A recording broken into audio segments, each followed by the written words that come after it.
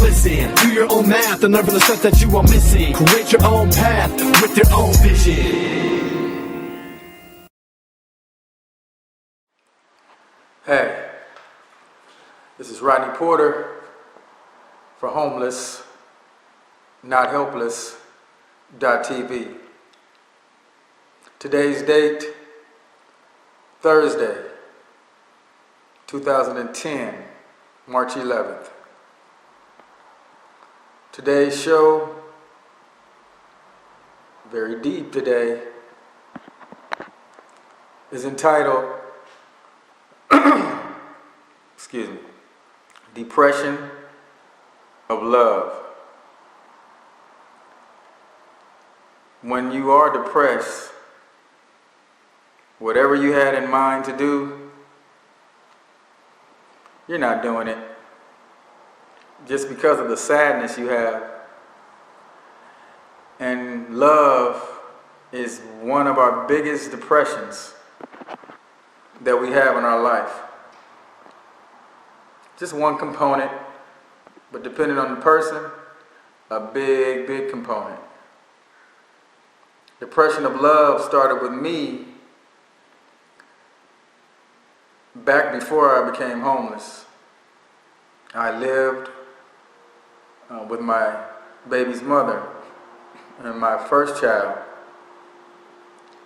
And I tried to make it work. I stayed with her. Everything was going good. Everything was going swell. And then a few weeks went by and she started acting a little different. And then a month came and then she kicked me out. And that's what started me on my homelessness path. It wasn't her fault. I will say that I'm still in my situation. But she initiated me being homeless. Didn't want to go back to my mom. I know I could have, but I'm too old. At the time, I imagined I was just going to stay out for a little while. A little while being maybe a few weeks, maybe a few months. And 5.5 years later, you understand. But the depression that I had was very, very troublesome for me. Because I'm old school, I'm old fashioned, and I've always believed we can make it work. You don't have anything, I don't have anything. We have a beautiful daughter. Let's make this work. Yeah, we can do it. She didn't have that in mind. Her thing was, hey, you don't have anything. I don't have anything. I need somebody that has something. And she got tired of our relationship. But to move me out and to bring somebody else in that you just met, to move them in with my daughter after kicking me out, that's when the depression really, really started for me. I couldn't get over the many months and years that she did that to me. I'm not saying I'm perfect and I'm God's gift, but I'm a good man and a great father.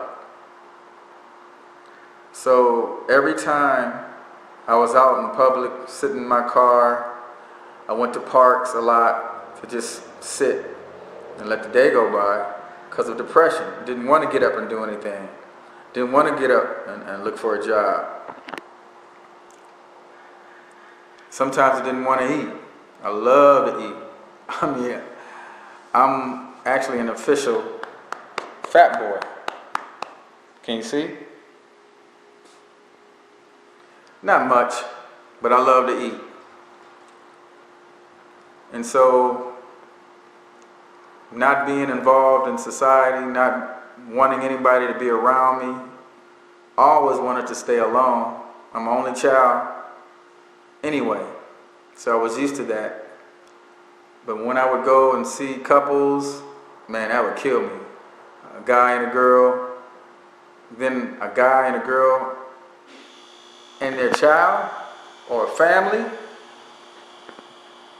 When guys and girls would hold hands, wow, certain songs would come on. The depression just got so hectic. And I was just lost in my depression for quite a while.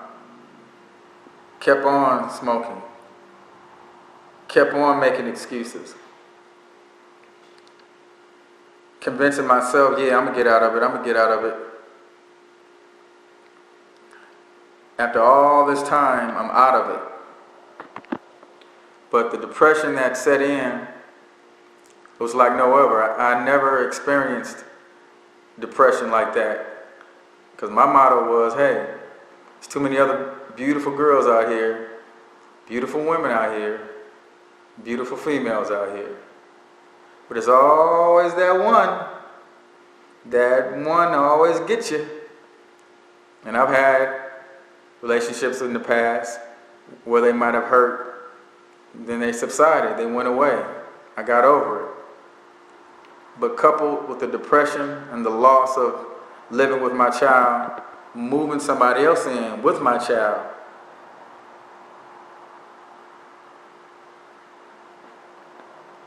how could you not be depressed? And on top of all of that, now I'm homeless, living in my car. Incredible feeling. I don't wish that on anyone. Depression. Depression of love kept me down for quite a while because I always believed we can get back together. I always believed she would come to her senses. I always believed that it could work. And when it didn't work, when it wasn't going to work, I just had to go through I had to go through a metamorphosis.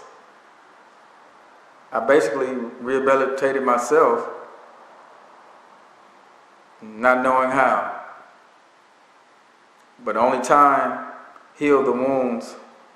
And we're great as parents, we're great as friends, but we're much better as being friends. And I'm definitely writing a book, and I'll get more in depth with that. And my book is entitled Homeless, Not Helpless. There's just a lot of things that need to get off, get out in the air. I'll never ever say anything bad about her, but I will state the facts. How the love of someone could trap you and sink you like quicksand. Slow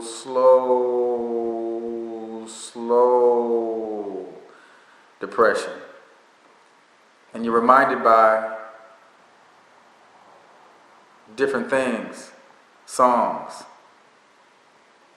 And when I would see somebody smile, a couple smile having fun, then the holidays come.